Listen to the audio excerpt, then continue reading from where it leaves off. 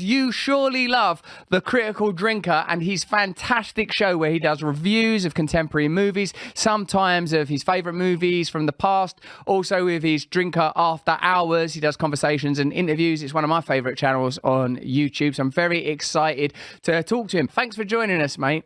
No, it's a pleasure to be here. Thanks for having me on, man. One of your most recent videos that I enjoyed watching was your analysis and review of the latest Indiana Jones movie. It seemed you kind of reached in a sense, a zenith of your analysis in itself, or what Lynch might call the duck's eye, the point within the point. It seemed to me that what you were saying is that our culture is incapable of coming up with new and novel and innovative content, and it's kind of like a Tomb Raider dragging cadavers from the soil, reanimating them, and then not even respecting them. Is that the essence of your perspective on sort of mainstream movie franchises? And what do you think that tells us more broadly, if that indeed that is your perspective, Drinker? I think that's wildly wrong, because that metaphor you just gave me would have at least been entertaining, unlike this movie. I think we are definitely stuck in a rut as a culture when it comes to just relying on the past and just like digging up old ideas, like you say, bringing back old characters, old actors, and just kind of humiliating them on screen and trying to use them as this weird springboard to launch like a new generation of characters, but they're never any good. They're always unlikable idiots who just bore people to tears. And that's the fundamental problem. We've lost the ability to create new, innovative stuff. What we do now is just reiterate the things that have been done before. And you can apply it to movies, TV shows, music, like anything. Like we're just recycling the same things we've done so many times already. It's such a sad thing to look back on. Like generations from now, they're going to look back on this time and just think of it as the time when everyone just lost their imagination. They lost their spirit of creativity. It's very interesting that you take it to something as essential as the spirit of creativity itself. I've got young daughters, they're 5 and 6. Their favourite band is the Spice Girls. Like, we listen to the Spice Girls, and then like some other kids were getting dropped off at the school, like similar age, they were listening to the Spice Girls. There doesn't even something in the culture, which I think at the time I would have certainly regarded as a sort of a commodity, even though it had a great deal of spirit, and there's aspects of the Spice Girls that I liked, details that I certainly won't be going into right now. What I'd like to say is that it's odd that even something that's commercial, you know, we're not talking about like Joan Jett, we're talking about the Spice Girls, even like those kind of commodities aren't being replaced. And also with like Glastonbury, Elton John being the sort of closing act, it makes you wonder, well, where's it going to go? Now, do you think this is because of economics? Do you think it's because of technology? For example, it's been sort of oft stated that there isn't a new raft of movie stars coming through anymore. Like, is that because of the culture? Is that because of technology? And of course, I know those two things are inextricably linked, but what do you put it down to? Yeah, I mean, I think the last movie star that we have still active really now that's relevant is Tom Cruise. And like, he's got Mission Impossible coming out soon. That's probably going to do really well this summer. Top Gun Maverick did great last year. But yeah, like there's a problem now in movies, particularly where we don't have movie stars anymore. We have characters that people are excited to see. You know, so it particularly with comic book movies, with all this superhero stuff, it'll be a case of, hey, we're going to go and see the new Captain America movie. We're going to see the new Thor movie. We don't care about the actor that's playing him, really. It's just like the character that we're going to see. And so that then doesn't translate into a star who can sell movies, who can get people to go to the movie theater and see his latest film. You know, back when probably you and I were kids, the dominant forces at the box office were like, oh, I'm going to go and see the latest Arnold Schwarzenegger movie. I'm going to see the latest Stallone movie, the latest Bruce Willis movie. All people like that. They were stars that could sell films just on their star power. We don't have that anymore. And it's the same problem with, films in general. You know, we don't want to take the risk now of inventing new things because, one, movies are massively expensive. And so they don't want to take the risk of investing $200, $300 million on something that's completely unproven. And so all they'll do is say, well, what's a surefire hit? Well, I don't know. Star Wars used to be popular. Let's do that. Indiana Jones was popular. Let's do that. let's just keep recycling the things that older people remember. And two, we don't have the talented writers with really interesting life experiences that they can translate into scripts. And so they don't have the ability to create new things that are really interesting and cool. It seems like Mark Hamill has almost been trying to publicly say that he don't like what the franchise has done to the character of Luke Skywalker, that he personally feels offended and affronted by it. Sometimes it seems to me that you're driven by a kind of a love of narrative and story, and almost like Joseph Campbell-like ideas of how a hero should function and what a story should do.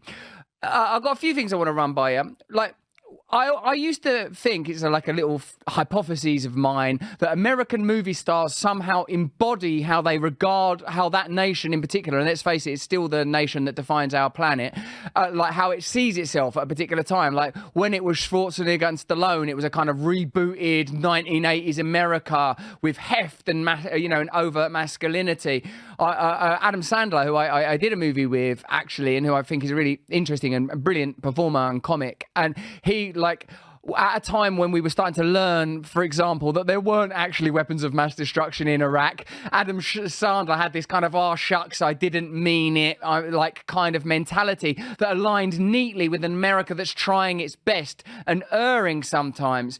Now perhaps what we have is an America that doesn't know what it's trying to sell itself anymore, trying to present a kind of ethical and moral face to the world while clearly being backed by a commodity. As you say, the motivation behind these IPs and these franchise movies is no one's willing to take a risk. Matt Damon says like that, you'd never get a Good Will Hunting type movies no more because no one will back a $30 million movie like that. They need to have IP behind them. How do we marry together the idea that you don't want movies all to be big, buff, white movie stars? You want diversity. You want good, like as a father of daughters, I want good, strong female character. I want strong female characters in movies, right? I do, for my girls. I want them to watch films and not always to be, it's just guys and blokes. And, I want there to be diversity. But how do you marry that? What do you think is the concession that should be made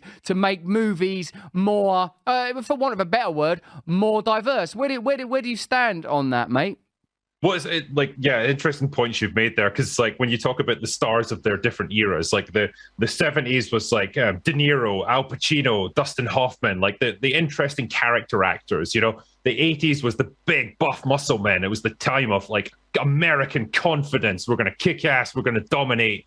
We're going to do awesome. The 90s, it moved into like more, ambiguous, like slightly more vulnerable heroes. The 2000s was very much reflective of the war on terror. So there was a lot of, military themed stuff. There was a lot of thrillers. There was a lot of secret agent things going on. And then, you look at now, there's nothing.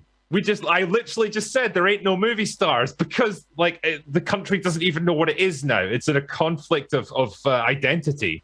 So I think it's a self-evident point of like, it doesn't even know what it wants to be anymore. So that's kind of really sad to see, because we always, as a Brit, I always looked up to America as like the model of the world. Like this is the country that leads us, the free world.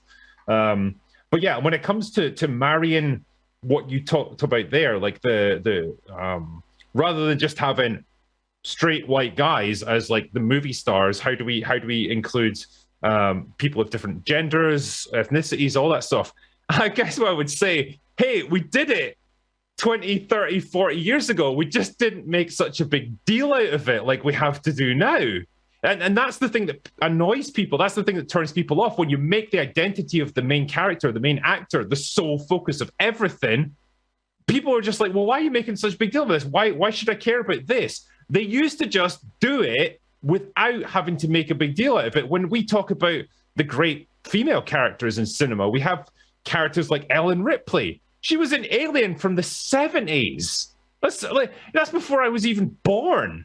They got this right. You've got Sarah Connor from the 80s. Again, fantastic action hero, fantastic flawed character, really interesting. You had Trinity from The Matrix from the 90s. Like they got all this stuff right. They just didn't feel the need to make that the sole focus of these characters. They were interesting characters first and foremost, whether they were female, whether they were women, whether they were black, white, whatever, it didn't matter.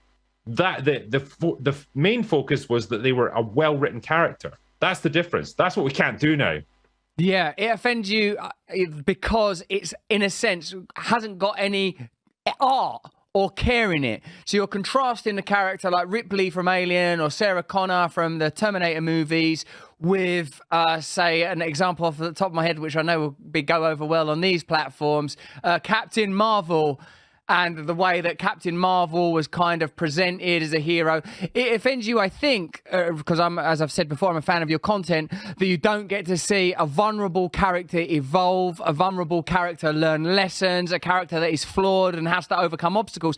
In a sense, this is the function of story that precedes the medium of cinema, that we need to see that a character in position A at the start of the film is unable to achieve something, that by, they go through catharsis, challenges, whatever, and at the other side, they're able. And you think that this new ideology that's about presenting figures or characters in a particular way is unable to serve story and the function of story. Is that what you're saying, Drinker? What's the fundamental thing, like you said, that gets you to identify with a character is you give a person that's somewhat likable, give them an obstacle to overcome and have them struggle to do it. They have them lots of things that get in their way, like they fall down, they pick themselves up, they eventually overcome. That is the fundamental essence of what makes you like a character and identify with them. It's so easy. It shouldn't even need to be said. But what they lack with these modern characters that they try to do is that they're not willing to take that step of have them fail and be vulnerable and have flaws and weaknesses.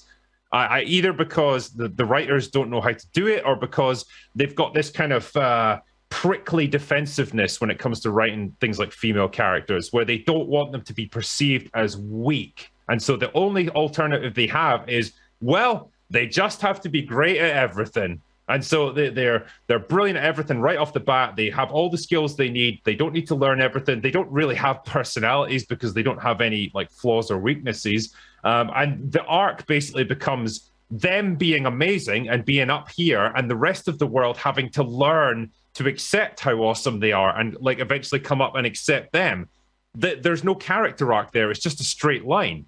That people don't find that satisfying. That's the problem. That's why nobody watches these movies anymore. That's why the box office returns just go down and down. We'll get the fucking sunglasses off so you can be your true. Whoa!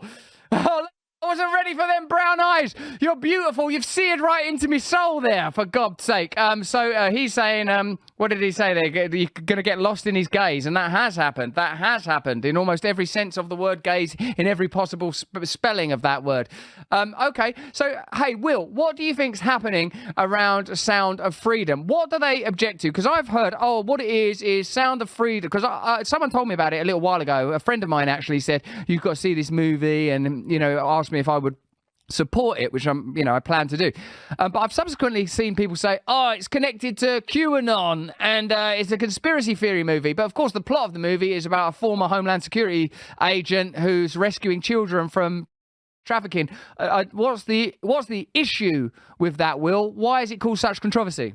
I mean, honestly, you'd think it would be a no-brainer. Like, I think we can all come to the same conclusion that being sold into trafficking is a terrible thing and should absolutely be stopped at any cost. And so a movie about trying, a main hero who's trying to prevent that, is trying to rescue children from the most horrifying situations imaginable. Wow, that should be the sort of thing that you should really have no qualms about supporting. And the fact that so many people in the mainstream media are against this, wow, it really makes me question what their values are. I do not understand it at all. Yeah, I don't, because look, we're all familiar now with like the Jeffrey Epstein story, but it's odd that a film like this, where, as far as I can understand it, the only roots for saying that there's a connection to QAnon or conspiracy theories is that once maybe Jim Caviezel, am I saying his name right, the lead actor? Yeah, Caviezel, I think it is. Caviezel. He commented on that slightly wacky wardrobe manufacturing story where they were saying it was a front for...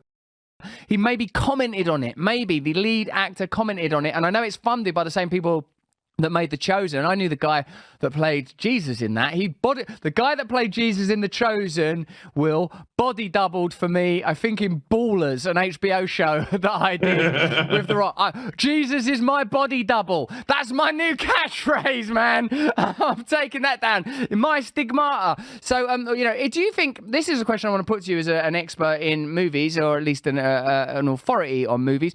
Do you think that what actually, of course, there's the idea that, oh, wow, is there something to hide around all this network stuff? Let me know in the comments, guys. I know that's a subject you lot get into. Or is it, or additionally, is it because of this is a funding model and a not necessarily distribution model, but a PR model that's bypassing a lot of the gatekeepers? They're going on podcasts, you're promoting it. Tim Pool, I've seen talking about it. Like, it doesn't seem to have to go through the, I don't know, green tomato, red tomato, fresh or whatever stuff. What do you think about that? I mean, it's twofold, really. Like, first of all, the movie doesn't try to make any connections to some, ring that's like operating at the top levels of American society or anything like that. It's very much like this is stuff that's going on in Colombia, Mexico, that sort of thing. It's just a guy trying to rescue kids from a hostile situation, and that's really the limit of it. So it's not trying to make that connection at all, which is so weird that people seem to be getting so defensive about that. And two, it's a cheap movie. Like, it was made for like well under $20 million. This isn't like an Indiana Jones job where it's like 300 million plus God knows how much on marketing and stuff. And so they don't have the budget to do TV commercials and all the fancy advertising that you can ask for. They do this grassroots stuff where they're just make themselves available to talk to podcasters and stuff, and sell the movie on its own merits. Imagine that. Imagine a movie that's just actually good and people watch it because, hey, it's actually a really rewarding experience and it's tackling an important issue that we should learn more about. Imagine that. That's it's almost like that's foreign now to us. Yeah, therefore it's an example, isn't it, of it's quite guerrilla and quite radical because it doesn't have to go through the processes that typically a movie would do. The amount, as you've described, that's typically spent on advertising. And, you work in independent media, I work in independent media, and sometimes what I start to feel, and I wonder if you feel the same, is they're attacking the content. They don't agree with my ideology, but actually I'm starting to think what they don't agree with is us existing at all. There's more like an economic problem. Oh no, this is where people are going to spend advertising. Shit, we can't keep up with this. What do you think about that? Well, I mean, put it this way, like when I work here making my videos that I do, it's me in my office at home. I got 0% overheads. I spend $0 on anything. And so, but I get millions of views because people are interested to hear what I've got to say. And that's the thing that they hate, where you've got like news networks and you've got studios with like dozens, if not hundreds of employees. They've got huge expenses that they go to. And they get like a fraction of the viewership that people like us get because people just don't care about them anymore because they know how fake they are. I've heard it said before, like it was a very smart man named Robert Meyer Burnett who said, the currency of our current age is authenticity. And it's so fucking true. People care about presenters, whoever it is, who care about the subject matter they're talking about, who actually are authentic. They might not be as polished, they might not have the big production values. It doesn't matter. They're talking about things that they care about and that they're invested in. That's what people want, honesty. Yeah, in a sense, that's the Joe Rogan superpower, isn't it, Will? Like, whether he's talking about mixed martial arts or whether he's talking about politics or psychedelics or hunting or diet or supplements or whatever, you get the impression, because in my opinion, it's true, that he's saying what he believes and he's saying what he cares about. And that seems sufficient to stand up against, clear attempts to take him out around the in horse pace time, which again similarly, like I reckon as well, they just don't want that. Carlin, George Carlin says it's like you don't need conspiracy where interests naturally converge, and the mainstream media don't want powerful independent voices that are able to just bypass their models, because like you say, you've got zero overheads, you can operate on your own, and plainly you're in a position where if you like a movie, you say you do, and if you don't like a movie, you say that even more. Yeah, well, and nobody pays me to do this as such. Like I don't have relationships with studios that I can damage by slagging off their movie. And that's the thing. I can just be honest about it. But I always try to be fair. That's what I always want to be. I don't want to just hate on a movie because like it's made by a director I don't like, whatever. Be fair. That's all I expect from what I do.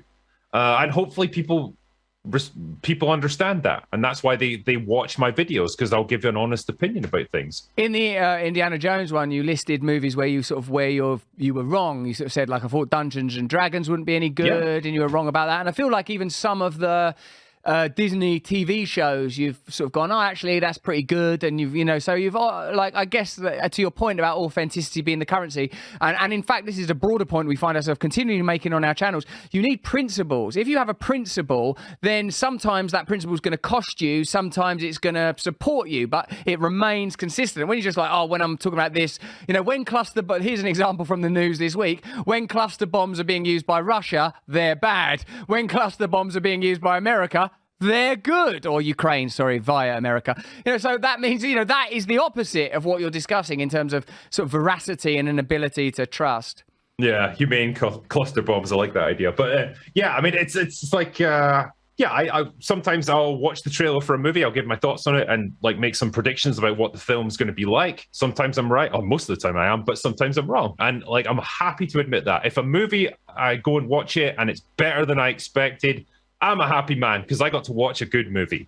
So that's okay as far as I'm concerned. So yeah, for me, there's nothing wrong with admitting that you occasionally call it wrong. That's okay, as long as you're honest with people. I think that's all they want. What about, do you sometimes get a bit, let's say, supercharged by the, like, if something isn't, for want of a better term, woke, do you think, oh my God, do you think it almost gets an extra bit of juice because of that? I'm talking about films like maybe, Maverick, or even the Mario Brothers movie, just by virtue of the fact that it's not pushing that message? Or do you think that by not having the kind of the sort of gravitational lag that wokeness can apply, because it prevents, to use but one example, a character from having a meaningful arc because they're already presented as perfect on the basis of identity, which shouldn't be what's presented at the center of a film? And if it's freed of that, it's a little bit better.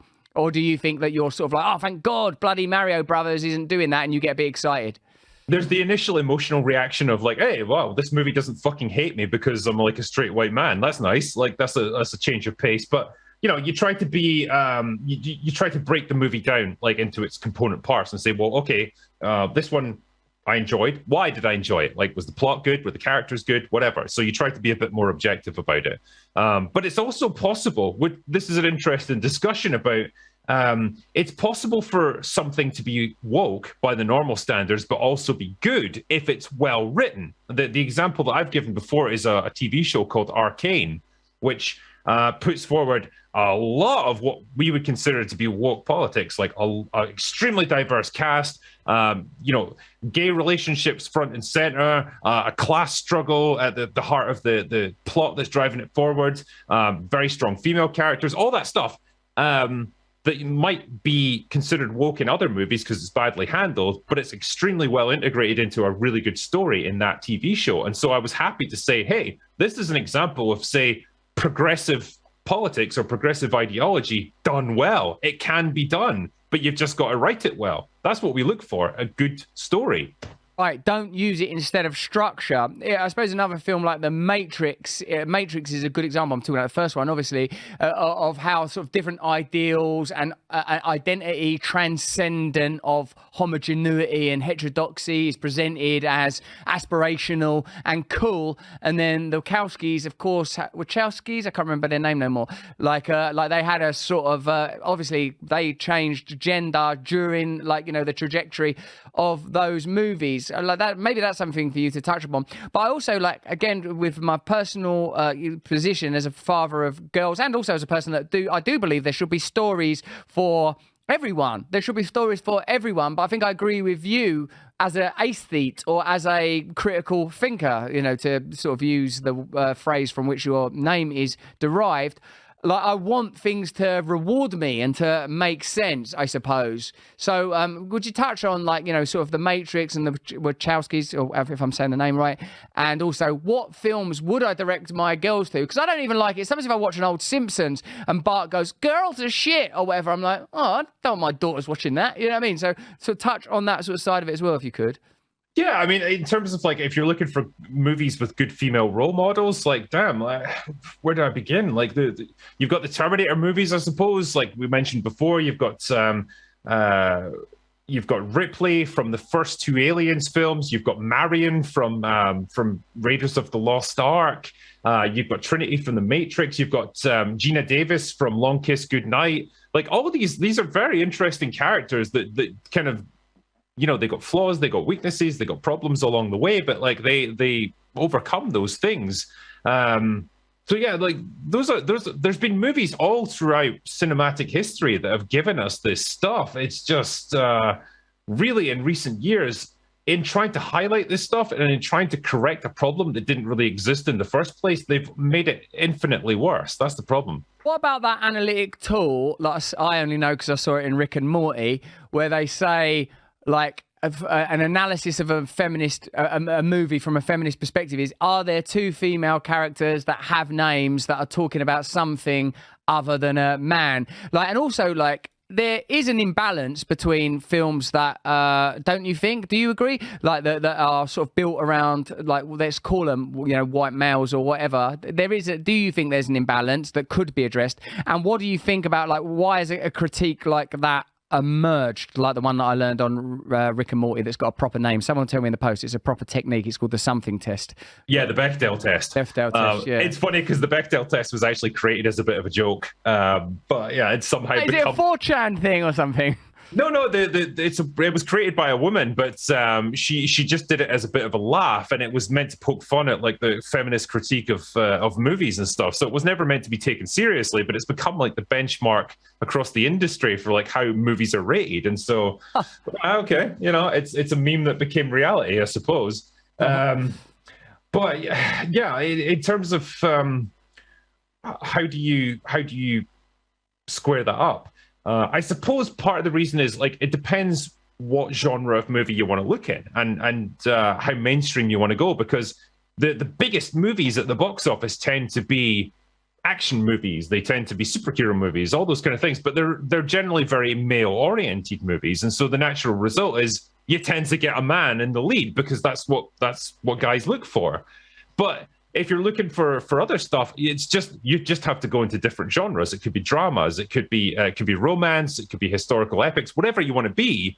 There's plenty of movies with characters like that in it. They're just not the big blockbusters. Get it? Hey, I get it. Because what it is it's not like, hey, we really love white men. It's economic. These movies will sell well. That's all. They don't care. They don't care at all. Like the Bud Light thing. They don't care if you're blue collar. They don't care if you're trans. They don't give a shit. They just want to sell you Bud Light. So it's the same thing with movies. And so maybe this is what perhaps, this is a question, like maybe what offends you. It's like they still want their cake of Indiana Jones, Luke Skywalker, a powerful IP from the 80s or 90s, but they also want to sort of attack, you shouldn't have these figures as the dominant figures. So they sort of live out their own dilemma almost in the movie of attacking and deconstructing the archetypes that they resent but rely on. Is that a good bit of made up analysis? What they want to do is use them as a springboard to launch their own new characters. But it's like trying to take a character that you've bonded with over a period of years, if not decades, like you grew up with and stuff, like Indiana Jones being a great example, or Luke Skywalker, for example. Characters that you've really come to know and love, and then what they'll do is present them as old men who are sad and lonely. They've given up on life. They are broken down and they're kind of pathetic now. And they use that as an excuse to say, hey, they were never that good in the first place. And then what they'll do is they'll bring in a new diverse female replacement who is stronger than them, smarter than them, more capable than them, doesn't have any of their weaknesses. And it's like they're trying to say, hey, see this guy that you really liked? Well, we've got a new and improved version here, so you have to like them even more now. Of course you do, because that's how human emotions work. No, it's not. People don't think that way. And so the more you try and slot these like fake pod people replacements in to like supplement these classic characters that we loved, the more people reject it. And that's why Indiana Jones is fucking tanking at the box office. This movie cost $300 million to make. It needs to make like $900 million just to break even. It ain't going to get to $500 million. Wow. No way. There's a really funny line, like this line from Seinfeld reminds me of you. There's an episode of Seinfeld where his dentist converts to Judaism. Seinfeld offers so that it affords him to make Jewish jokes, and Seinfeld's rabbi says to Seinfeld, and does this offend you as a Jew? And he says, no, it offends me as a comedian. Like, that's what's offensive about it. So it's almost like that you're offended as a cineast and as a cinephile. The movies that you adore and love are being dismantled and deconstructed in ways that's clumsy and not even artfully done, that there could be a version. And also I think it's important what you're saying about like the kind of hate for their own audience, because I think this has broader social connotations. I think the movements we've seen, like, you know, and I'll expand this out, like the emergence of Trump, the emergence of Brexit, is the sense that people feel like the professional and media class hate them and do not represent them, whether that's politically or through the cultural content they provide. This is something I talked about sort of like for a while with the filmmaker Adam Curtis, who I very much admire. And it's been something I've learned more and more about over time, is that you have a professional class in journalism now that don't speak respectfully of, let's, for want of a better phrase, working class people, working class culture. There's a kind of there's a sort of an antipathy and loathing towards them. They don't like working class people, or in America, blue collar people. There's a kind of condescension and a snobbery. And it seems like, in a sense, this is one of the narratives that's playing out in film. I also want to mention, like in South Park, when they did, and that was with the last Indiana Jones movie, you know, like where they went, like they had, I think, Kyle coming out of a movie theater puking, oh my God, what did they do to Indy? I can't believe what they did to Indy. You know, out of a love. And like, what about their Imagination Land one, where they were like, these characters are more real to you, like, you know, whether it's Jesus, and you know, I'm religious, as it turns out. I figure you might be an atheist, but I believe in God and all sorts of stuff. But like, they're saying like that these characters are more real to you. Luke Skywalker's more real than like maybe your teacher or people that, you know, these are people that you know, and that they've been vessels for your own personal development and your own understanding of your own darkness and your own aspirations. And to see those things commodified when perhaps they don't even care about identity issues anyway, it's insulting. Maybe, is that a good way of describing it?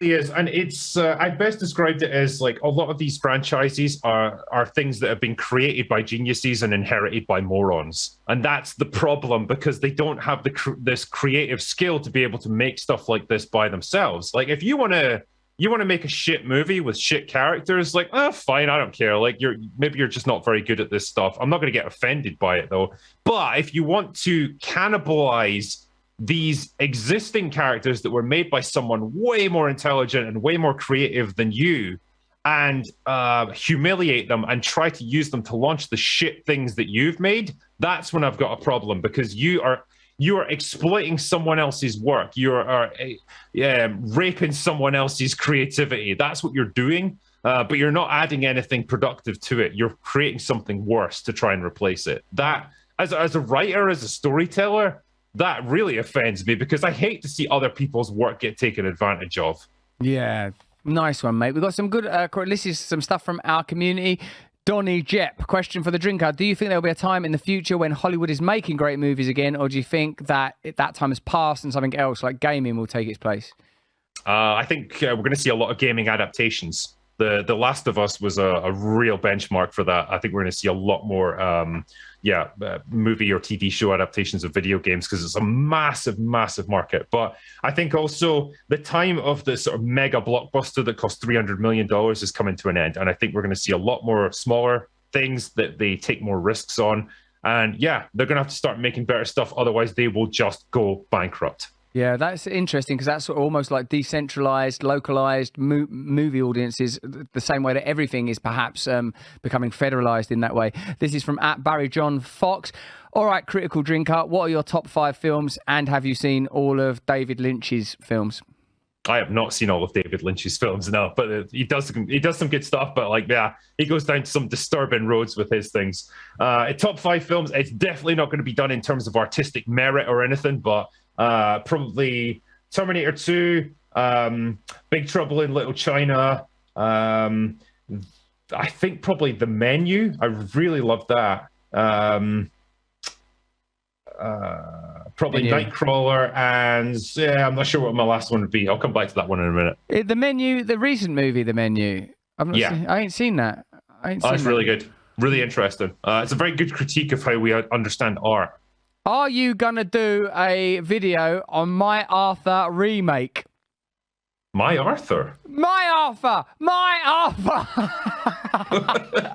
When I remade the film Arthur. No, maybe not Arthur. What about Get Him to the... I want to see a video by you on Get Him to the Greek or Sarah Marshall. And the last thing I want to see is Arthur. Maybe I don't even want to see the My Arthur. No, I don't.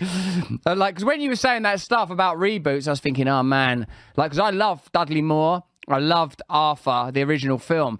And I see, actually, in a way, I've got an inside scoop on how that stuff happens. Like, I've done a few successful movies in Hollywood. They recognize that there's a window for me, a moment for me. Like, they've got the rights to Arthur. It's cheap to do it. Then they say, do you know what I found out afterwards? Is that they were going to make, before Dudley Moore done Arthur, they were going to make it with Belushi, with John Belushi. Like, and I thought, like, after, when it was too late, when the damage had been done, I was like, oh, that's the version of Arthur you want to do, is an 18 or R-registered version. Like, that's almost, you can see another take on that. But because it's economically motivated, they want it to be PG. It gets softened to the point where you can't even show him drink driving. Like, I'm like, how can you, and at the time, I'm thinking, this ain't going to work. And also, someone should have told me, don't do that voice. Those two things could have saved us all a lot of time and trouble. I'm not going to push you to make videos on films that I've done. That's mental. I can't even believe I brought it up. I'm crazy. Vulcan Live says, Critical Drinker, I'm more excited about this than Dorsey, Tucker, or RFK. And then TN Base Girl says, his eyes look blue to me, but Russell said brown. Oh, maybe they are blue. Yeah. Yeah, they are. Hold on. Oh, you got the eyes of a husky. Pure killer. But this from Thomas Beard, Get Him to the Greek is like fine wine. It gets better with age. What film that I've been in or done are you willing to be nice about? It might be Get Him to the Greek, actually. It got a chuckle out of me back in the day. So, yeah, it's been a good long time since I've seen it, but I do remember quite enjoying it. Well, you better watch it again. Come on, mate. Let's try and build a relationship here. Instant Drinker recommends. Okay. So what do you think about stuff like the re-editing of the Roald Dahl books and the sort of conversation around like Life of Brian and changing stuff like that? Where do you stand on that, mate? It makes me fucking sick. I hate this idea of we need to like soften and we need to start altering these movies from the past without the permission of the people who made them, just to make them more palatable to modern audiences. Because God forbid someone might get offended by them somewhere. No, leave them the fuck alone.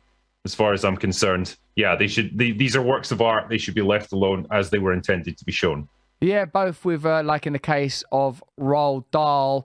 And in the case, like, because I know that people, well, Roald Dahl has in interviews outside of his fiction said some like overtly anti-Semitic stuff. Like he said some mad shit. But like, I mean, but like within the work, he doesn't say that in like Matilda or like Charlie in the Chocolate Factory. Like that, like, and again, it's what people like. They want. I tell you why. Do you know why that happened? I think Netflix did a deal and bought the Roald Dahl estate. Netflix were like, "Oh shit, we live in this sort of territory where those things are monetized and mobilized, i.e., issues around identity. Let's push for the Roald Dahl estate to reissue those books with edits and stuff." And I feel like. I even like, when I would never use the N-word. I would never make a racist joke. I'm against racism. I'm against hatred.